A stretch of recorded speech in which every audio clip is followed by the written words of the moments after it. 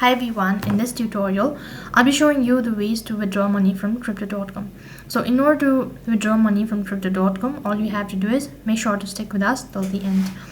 So you cannot directly withdraw money from crypto.com. Basically you'll have to convert it. So for that, first thing first, you need to sell your cryptocurrencies.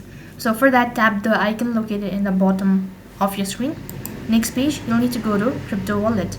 Once you click on crypto wallet, you'll need to select the asset that you wish to sell and click the asset. Next page, you need to go to fiat wallet in order to set up the fiat wallet or to convert the currency type. Once you've done that as well, now you need to transfer the currency. So basically, you'll have to tap the transfer button in the top right hand side corner. Next page, you'll need to enter the exact amount of currency that you wish to withdraw or that you wish to transfer. After you've done entering the amount, you also need to select the bank account where you actually want to transfer the funds. So select the bank account and then click on withdraw located right at the bottom. And lastly, you'll have the confirmation, so go through it all. If you're sure about the confirmation, then tap the confirm button and then you've successfully withdrawn money from crypto.com. So in this way you can withdraw money. That is all for this video.